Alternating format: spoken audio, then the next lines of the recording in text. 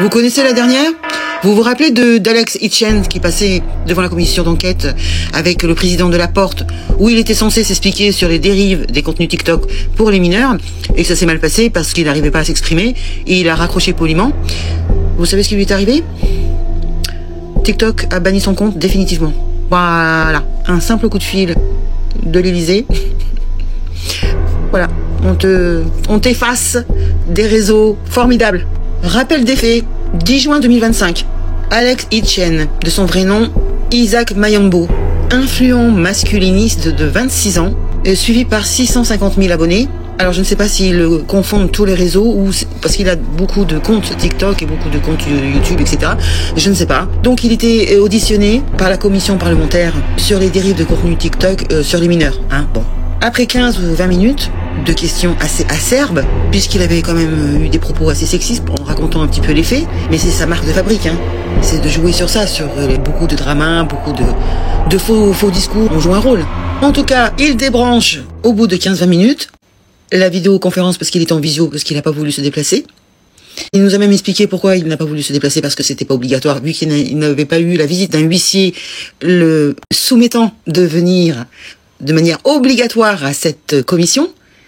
Eh bien, il a raccroché avec un au revoir et bonne journée poliment. Ah bah ça n'a pas fait long feu, Ah bah ça n'a pas plu ça, Ah, ça n'a pas plu. 2 jours plus tard, son compte est banni. Je ne sais pas si c'est un seul compte ou tous les comptes. Donc nous sommes le 12 juin 2025. TikTok supprime définitivement son compte. Sans attendre les sanctions judiciaires. C'est nouveau. C'est un commande à tour. Je ne sais pas. TikTok invoque donc les règles communautaires, parce qu'il se cache beaucoup derrière ça, pour discours haineux. Ils se sont rendus compte que maintenant qu'il avait des discours haineux, je comprends pas. Mais enfin, le timing est plutôt éloquent. Un simple appel de je ne sais qui au niveau de l'État, après son comportement jugé trop électron libre ou trop combatif, égale suppression immédiate de ton compte. Tu disparais de la surface de la Terre. Alors, qu'est-ce que ça nous révèle tout ça? 1. Zéro procédure, pas d'avertissement, pas d'appel, pas de délai, on coupe. 2. Effet d'intimidation, on est d'accord? Ça, c'est un signal clair à tous les autres créateurs qui voudraient faire un petit peu le kéké. T'as voulu quitter, tu clashes, eh bien tu disparais du jour au lendemain. Voilà. C'est une petite commande à tour, pour pas dire autre chose, soft. Moi, je trouve pas ça soft, mais... En tout cas, ce réseau montre bien qu'il se soumet et brandit la censure comme un marteau-piqueur. Attention. Et ceci en quelques secondes. Plac. Un simple bouton, terminé. Vous trouvez pas ça grave? Même si vous ne l'aimez pas, parce que ça peut vous arriver à vous demain. C'est ça le problème. En attendant, cette décision ne protège pas les mineurs. On est d'accord? Elle fait simplement taire un influenceur dit gênant et rapetisse la parole. De plus en plus. Mais ça ne rapetisse pas les contenus haineux, ça. Donc pour moi, ça ressemble à un geste de répression instantanée, plutôt qu'à une réponse responsable à un enjeu sociétal, non? Donc ce réseau montre quand même la démonstration de son pouvoir extrajudiciaire. Je rappelle qu'il n'y a eu aucun acte juridique ou judiciaire, rien ne s'est passé. Il n'a même pas le temps de dire ouf et qu'on bannit son compte. Voilà, et sans recours, c'est définitif. Et je crois qu'il peut même pas contester. Bien sûr que ce n'est pas la première fois que ça arrive, Depuis fin mars, ça n'arrête pas. Alors le message fort, c'est quoi? Eh bien, c'est simple, si tu refuses poliment, parce qu'il n'a pas insulté, il n'a pas été dégradant, il a raccroché parce qu'il n'était pas d'accord, qu'il n'arrivait plus à s'exprimer, il sentait qu'il allait s'énerver et peut-être dire des paroles qui allaient dépasser ses pensées. Donc, voilà, il a préféré partir.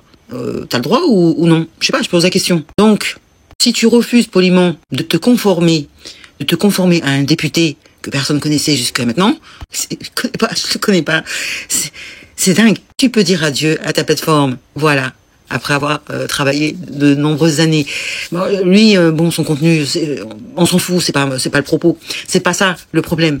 Le contenu, jusqu'à maintenant, ça ne gênait pas la plateforme, d'accord? Puisqu'il est monté en flèche, qui c'est qui l'a mis en exergue, qui c'est qui l'a fait percer? C'est pas nous. Moi, je suis pas abonné à lui. C'est bien l'algorithme de TikTok. C'est ça qui a fait qu'il a percé. Donc, c'est parce qu'il faisait beaucoup de drama et que ça suscitait la haine, ça suscitait des débats, que cette plateforme joue parce qu'elle gagne de l'argent là-dessus. Donc, c'est étonnant de faire l'hypocrite après et de dire ah oui c'est vrai, contenu haineux, ça fait des années qu'il fait ça. Donc si c'est ça la liberté d'expression 2.0, ok, ça s'annonce mal hein, pour l'avenir des créateurs de contenu. Dès lors que tu seras pas dans le bon chemin, on va t'éjecter d'un simple bouton. Tu sais même pas pourquoi et tu ne sauras même pas pourquoi hein, ça. Donc ça ressemble à une punition, parce que monsieur de la Porte n'a pas supporté qu'on lui raccroche au nez. C'est une histoire d'ego, hein, je pense. Le pire dans tout ça, c'est que ce réseau social devient juge, jury et bourreau à la fois. Et ceci sans contrôle. Et pour vous, c'est normal, ça? Je sais pas, je vous pose la question. En tout cas, ça ne résout pas le problème de ces contenus, cette dérive sur les mineurs. Pour l'instant, ça reste dans l'ombre, hein. On préfère... En tout cas, pour moi, ça a un effet, parce qu'ils le diront jamais que c'est à cause de ce qui s'est passé il y a 2 jours. Mais le timing avouait quand même que c'est révélateur. Le bannissement intervient 2 jours après son audition devant l'Assemblée. Mais ils te le diront jamais. Et c'est une suppression nette et définitive. Il n'y a pas d'appel. Elle est immédiate. Même quand vous êtes au pénal pour une affaire atroce, vous pouvez faire appel. Vous vous rendez compte quand même? C'est-à-dire que les criminels, vous avez compris, ceux qui aiment bien les enfants, eux, si on les condamne, en première instance, ils ont le droit de faire appel. Et ils ont le droit d'aller jusqu'à la Cour de cassation. Donc vous avez 2 formes d'appel du jugement. Mais sur les réseaux, non. Bon. Dites-moi dans les commentaires ce que vous en pensez. Et lâchez-moi un commentaire et pas des émoticônes. Et je vous dis à très bientôt pour une prochaine dinguerie. Hein. À très bientôt. Salut les amis. Ciao.